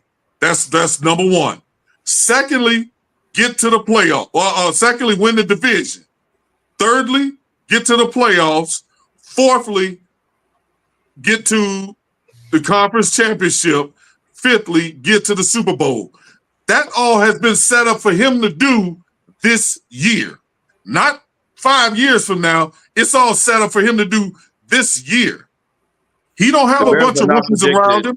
He got a bunch of veterans around him. No, it's a bunch of veterans around him. So let me ask you a question. What's considered winning as a rookie? Getting all the way to the conference championship, winning the division and the Super Bowl in your very first year, or improving the team from last year? Like, what is your definition of winning? Because I don't think he got. What is he set up to do? What is this team set up to do? Oh, he's set up to win. But now it's a matter of what you define as winning. You talking about all the way to and win the division, the conference championship, Super Bowl in 1 year? Really? So you mean to tell me this team is not set up to do that? Not in 1 year, no. They set up to do it in the future. They set up to do it in the future, not in 1 year. This team wasn't set up in 1 year. This team ain't a whole team full of rookies. Everybody that's on this team didn't get traded for this year. This team has been set up. It's been set up, been progressing to get to this point. They're in probably the toughest division in football. If not the toughest, probably the second toughest division in football. True, I agree. For me, so you telling me if the Bears go 10-7 and maybe miss the wild card because it's a bunch of teams bunched up for whatever reason, the season will be a failure? I think so, because this team is set to win. This team we won what, 7 games last year? Yeah. So that's 8 games. That's a 3-win improvement. A 3-win improvement. So 8 games. So say they win 10, House. That's not winning. But they didn't make it to they didn't win the division. You built this team up just to get what, 3 more wins? Or did you build this team up to be a powerhouse in the NFL? Yeah. I mean, you could. Okay, so if you built this team, it ain't been 1 year, Kev. It's only you only saying 1 year because Caleb just got drafted. And Odunze, what about the players that were drafted and traded for before them? This team has been built over the last 4 or 5 years to get to this point. Right or wrong? Bro, you just got sweat last year. DJ been here 1 year. You just got sweat last year. You just got the linebacker last year. Come on, man. Okay, so I agree with you on the building part, but to have it all culminate in 1 year, man, come on. Just got Swift this year. I think they've been built. I think he's been building them up to be a winning team, but I don't think they're going to be. I don't think he's expecting for them to win drastically like you're talking about this year. I think it's set up for at least a 2-year plan, if anything. He needs to step down if he does not have those type of expectations as the general manager putting this team together like this. There's a difference between expectations and reality. So the reality is he's built a expectation for the Bears to go to the Super Bowl every year. That's our expectation. Bears fan, Bears owners, everybody. But in reality, bro, when it comes to reality, we know that they built this team to win, but we don't expect for them to actually win this year going in those Super Bowls. The first year. We expect for them to be drastically better than last year because of the y'all contradicting yourselves, man. And I'm just calling. What do you consider winning? House consider winning the whole shebang as winning. You won't accept 10, let's say 11. I'm gonna throw it out here. Let's say 10, 11. I'm just making this up. But I'm gonna say 10, 11. You don't think that's winning? You don't think let's just go ahead and start handing out participation trophies then. Well, I mean, so if they don't win the Super Bowl, it's a failure. You got to look at it, if not like from a non-fan basis, right? Vegas got them at 8.5. It wins. That's what Vegas got them. That's the odds at 8.5. That's not even playoffs. So them even that's not wild card. They were 7 wins last. Now, if we were talking about Detroit, I would say yes, because Detroit last year was they get over the top year, which they did.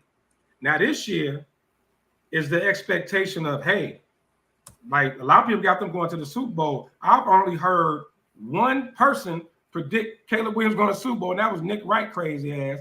You know, that's my man because he's a LeBron fan. But he's the only person I heard that predicted the Bears going to the Super Bowl. Hey, Demond. Well, what was his reasoning for that bold prediction? He's just a Caleb Williams fan. Like Nick Wright's one of those. Oh, okay. When he's a fan, he's a super fan. Hey, Demond, can we ask Sean to come in? I would love to hear Sean's view on this too. Come on in, Sean. Right, because I just want to know, what do y'all consider winning? And you just drafted a rookie quarterback.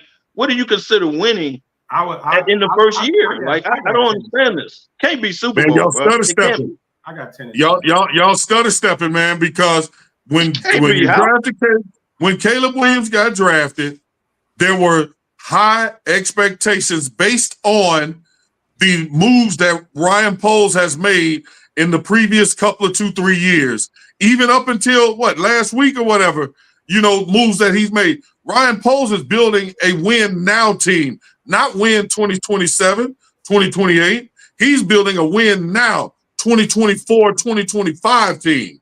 Am I wrong?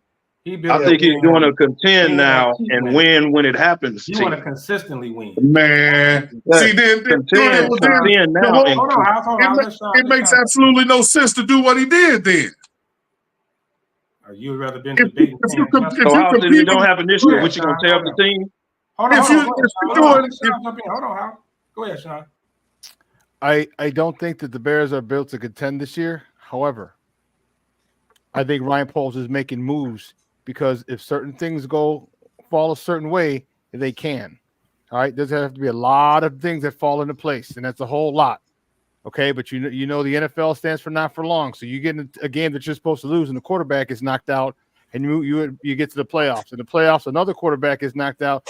You want to be able to make sure that you contend. So the reason, if you notice, he's not bringing guys in for a year. All right, he's not coming in and signing them for a year. He's signing them for 3 or 4 years. So he's preparing to win this year. Probably realizing, I don't think we're going to win this year, but if everything goes our way and all the stars align, at least we have a legit shot. At least we have someone opposite Montez Sweat that can bring pressure. At least we have wide receivers if one goes down. He's preparing. I think I think next year is our legitimate Super Bowl window opens.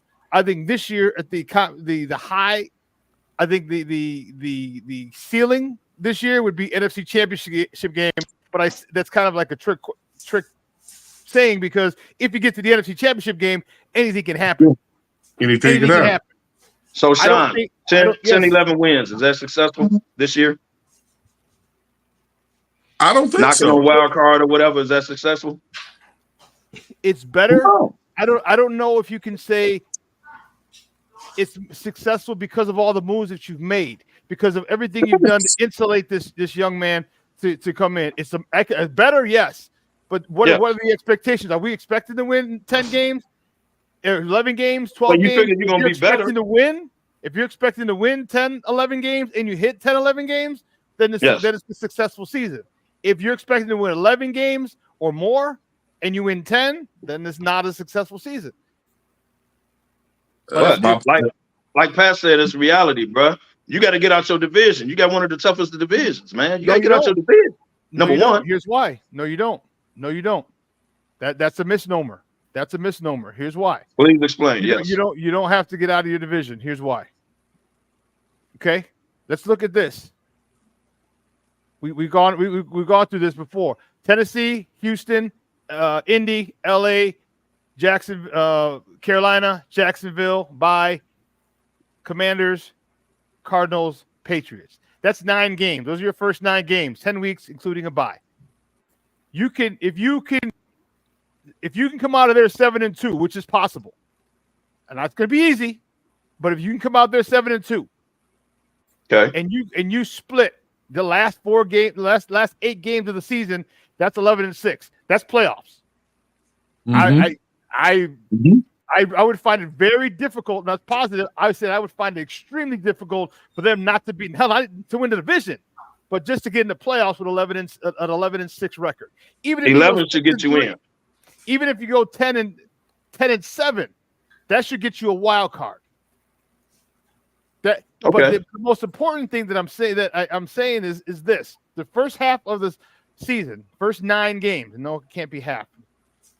You come out of there, how good is that offense? How much more in sync is that? Should that offense be? How much more dominant should that defense be? Because there are not a lot of teams in the first half of the season that will exploit us the way a Green Bay, the way a Detroit will, the way a San Francisco will, the way some of the teams in the second half will exploit us. I'm not saying all. The Tennessee Titans, they got a new head coach, offensive coordinator, Brian Callahan. All right, who just came over from Cincy, which I think why Cincy's gonna drop because Joe Burrow's offensive coordinator is gone. The Texans, they could be a problem. Indianapolis, we don't know if they're gonna be a problem. Is Richardson gonna be a stud? Is he not? It's week 3. Will he be a stud later? We don't know. Are we catching him at the right time? We don't know. LA could be a problem, but we don't know. Carolina, is that the Chargers or the Rams? I think those 3. I think you should beat Tennessee and Houston, Indy, and the Rams all back to back. That ain't guaranteed wins. No, I'm not saying you're gonna lose 3 in a row, but I'm saying those are not guaranteed wins. No, I agree. I hear you. But I think Carolina, if we don't beat those mugs by 20, it's still an embarrassment. Well, you should be. I'm giving you Carolina. You should be Carolina. But I'm saying some of those games because you gotta look, man. You nothing but division after Thanksgiving for all division. That's why if you take care of business beforehand, those first 9 games, 10 weeks, those first 9 games, you come out 6 wins, 7 wins. Man, you just got to go 500, and all of a sudden you're at the top of you're fighting. Okay, I agree with that. If you come out 7-2, you make it to 10. You should be at least knocking on the wild card. At least. Now your division has a chance to get 3 out of there, similar to what the NFL, what the East did about 2 years ago. Yeah, you got a shot to get 3 out of there. For me, looking at that schedule, and I know it's been overblown. The Bears have an easy schedule.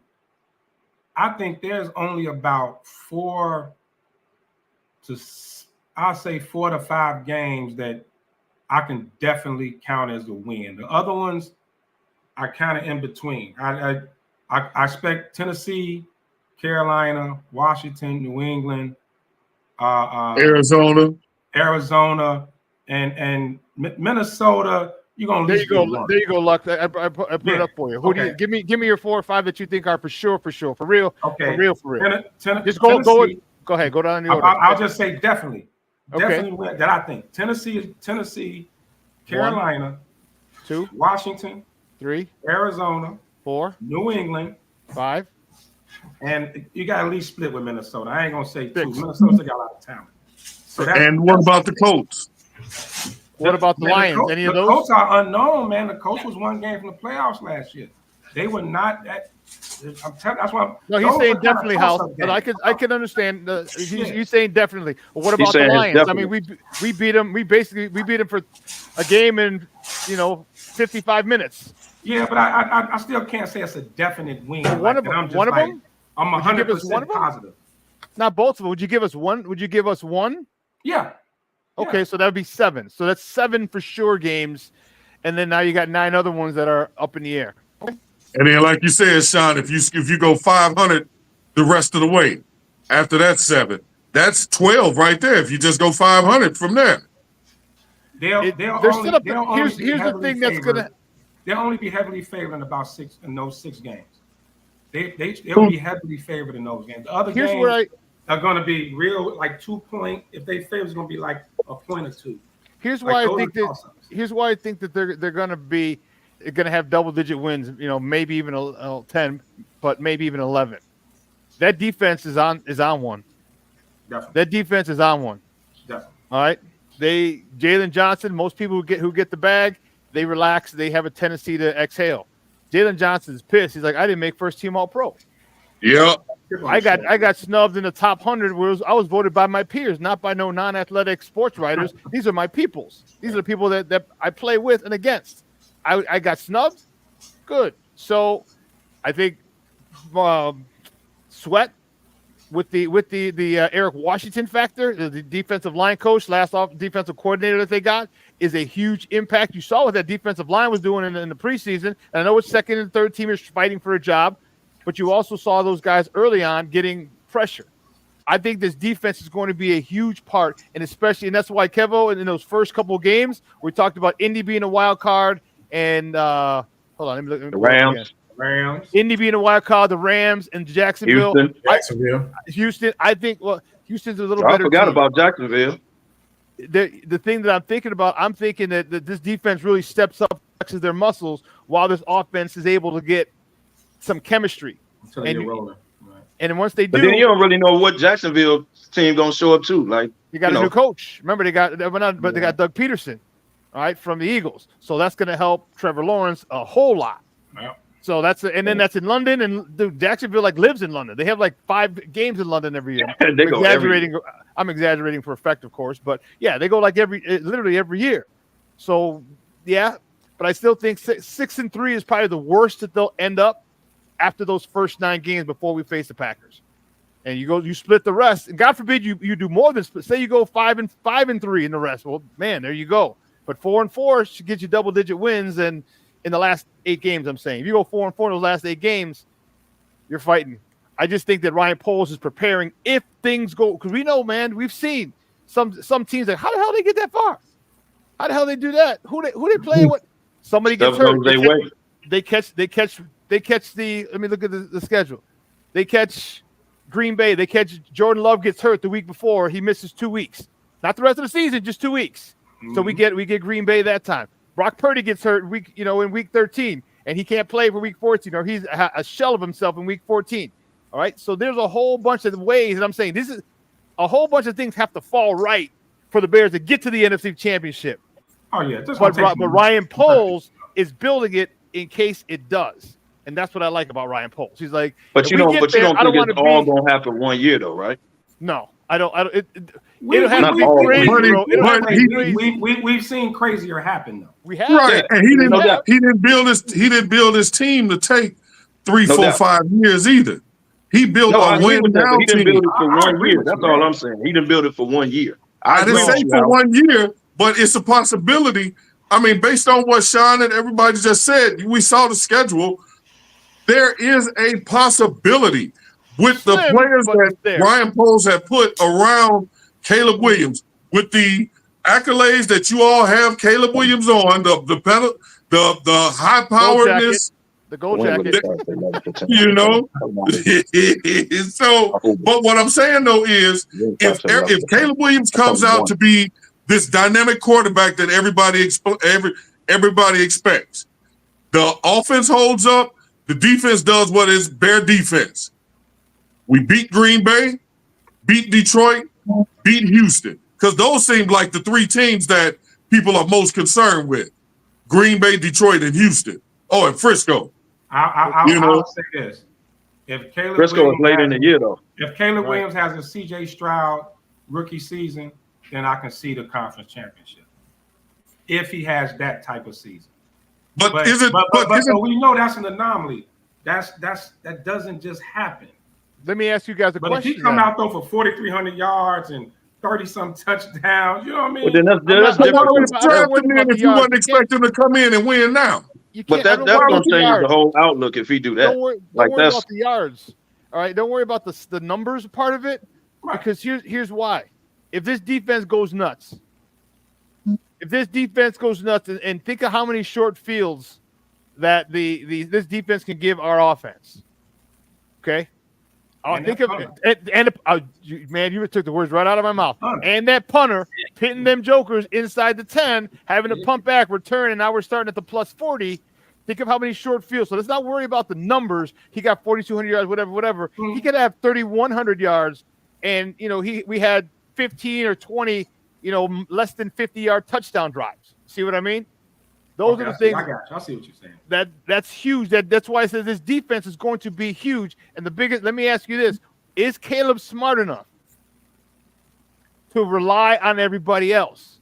You don't got to be Superman anymore. You got DJ Moore, you got Keenan Allen, you got Roma Dunze, you got Cole Kmet, you got DeAndre Swift. Is he smart enough to allow them to make plays until he's ready and he evolves into Superman? Do you think he should be as a rookie? That's my biggest concern. Honestly. But he's a number 1 overall pick. That's my biggest concern. And he's played that way most of his career, where he was Superman from high school to college. Like, he came in and had to do it all pretty much. Can he be Clark Kent for a while? Right. Is he capable of doing that? But I put that on Shane Waldron. Well, hold on. Both of them. DJ Moore, Allen, them should be like, hey, dog, you're good. But get the ball to your playmakers. We got you. You ain't got to force nothing. Swift, you ain't got to force nothing till you get your feet on it. You ain't got to be. You got people around you, bro. Like the veterans be telling him that too. I think everyone may have told that to him, but the question is, will he listen? That's what I was going to ask. Is he going to be receptive to that conversation? You know what? They're right. Let me hit these slants. Let me hit these curls. Let me hit everything underneath and get this down so double moves come later in the season, because everyone thinks we're doing slants and hitches and hooks and all this other stuff. Do you think his ego will stop him from doing that, or you think he's smart enough to say, "Hey, let me do that"? Okay, that's a question mark. Well, I mean, he only played a little, but I didn't see him trying to force nothing and make spectacular. Like, he wasn't doing that. He was just going with the offense. Like, I didn't see. Okay. I didn't see him doing that. I'm not saying he is or not. I'm literally asking a question. Right. Here's how I would say it. He's gonna do some rookie stuff, y'all. He's gonna throw some bad balls instead of throwing it out of bounds. He's gonna do some rookie stuff, but I don't think he's gonna do that much because he got too much around him to be like, "Hey, dog, make the simple pass, bro. We got this. Our defense gonna hold. We don't need you doing all that." So by the time he tries to force something and throws an interception, you got DJ Moore, you got Allen, and all them on the sideline. Like, hey, you ain't got to do that, bro. We got this. I think he has great respect for them too, because him and Keenan Allen have a really good relationship. So right, already. Right.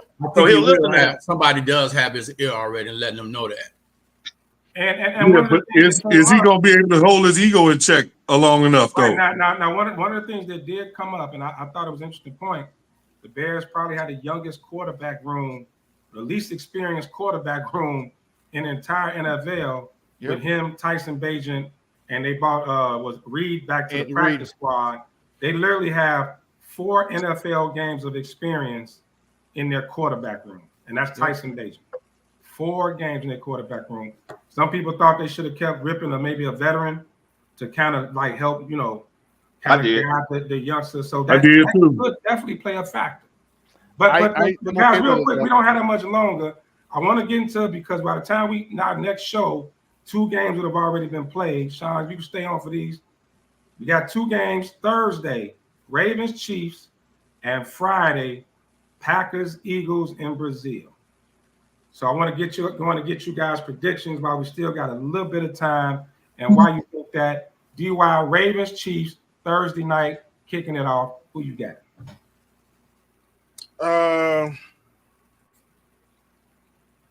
Probably the Ravens. The Chiefs they trying to work in these new young players into the offense. I think those bright lights always present some jitters, especially when you start kicking the season out. So obviously Baltimore be the one to kind of set the tone to start the season out.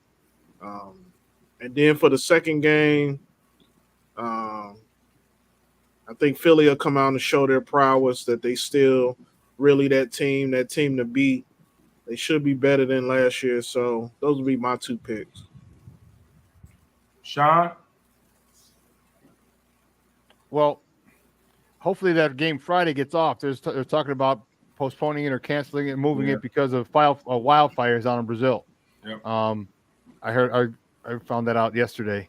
Opening night, I don't think KC really cares. I mean, of course they want to win. They want to go into, possibly go undefeated, that whole thing. They don't give a damn. Because at the end of the season, they know 15 is going to have them in position.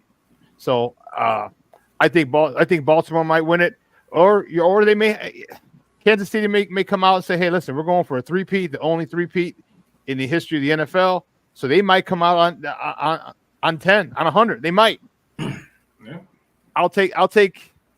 After thinking that and talking that through, I'll take KC. In that, and also what it does, it lets Baltimore know, like, hey, I know you got Derrick Henry. We still got number 15, Patrick Mahomes. Second brothers, huh?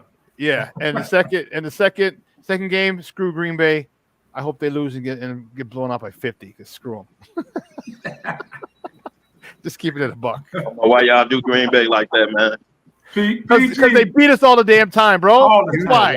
And Jordan Love was talking crazy. Talking about he want to own the Bears. That All you gotta do is beat them. How about that? You're right. And, well, we will week 11. Yep. That's where it starts.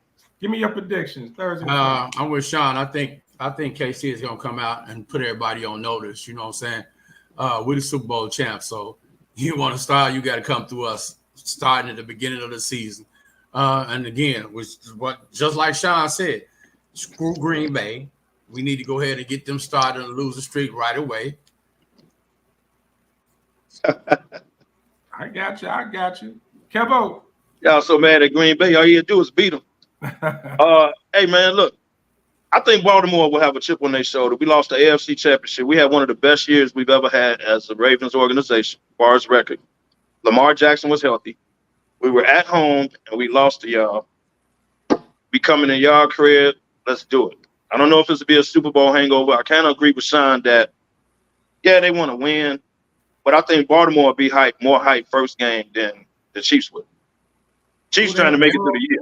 Like, I don't think they. First game? Huh? They're gonna be an Arrowhead. They're gonna be an Arrowhead. That's game. That's Super Bowl champs. Gatehouse Stadium. But Detroit went in there and beat them first game last year. That's true. You know what I mean? So I point. think Baltimore, like, hey man, they beat us. They gearing up for this first game. Let's go get them. If the Chiefs hang around, then yeah, they'll take the game. Patrick Mahomes will take the game. But I think Baltimore wins that. I got Philly because I do want to see Saquon Barkley do well. Even though I wouldn't be shocked if Green Bay pulled it, man. Look, Green Bay looked good at the end of the year last year. I'm just saying, y'all. I know they're young. They got a good young team. Ain't that I young? won't be shocked when I'm gonna take 3 years in. They ain't that young, Kev. We're talking third year in for some people. Those wide receivers. Yeah, a couple of days. Yeah. Expectations are pretty high. Ain't they running back out? No, they got Jacobs now. They got Josh. Yeah, they got Josh Jacobs from Raiders. Raiders. Dylan out. And then Aaron, the backup. And then Aaron Jones went to the went to Minnesota. Miles, real quick, give me your predictions. We got a wrap up. Well, damn Green Bay. Let's just get that let's get that game out the way first. The hell with Green Bay. But even beside that, I just think Philly is a better team. What was the other game? Baltimore, KC. Chiefs and Ravens. Chiefs and Ravens in Arrowhead. Chiefs are trying to pull off something. They're trying to make a magical run for their three-peat. The Chiefs are trying to solidify themselves as the greatest dynasty the NFL has ever seen. And it's championship, championship night. I think the Chiefs, man, I think the Chiefs gonna do them people bad, man. I think they're gonna do Baltimore bad. Baltimore is just not. They for some get off of my plate. Baltimore is just not. For some reason, they just not ready yet. Okay, so I'm gonna take some knocking at the door, House. They was in the championship at the seat. So I give my quick predictions. I'm gonna take Baltimore that first game. I'm with Kevin. I think they got a chip on their shoulder. I think they definitely got a chip on their shoulder. And I agree with Sean. With KC, I think they don't feel like they gotta go like 13-4 or 15-2 to get it done. They know they just gotta be there at the end. And that dude, number 15, gonna get them over the top. That division is getting a little weaker and weaker. I don't really see them. I mean, they're gonna be high. I think it's ring night and all that.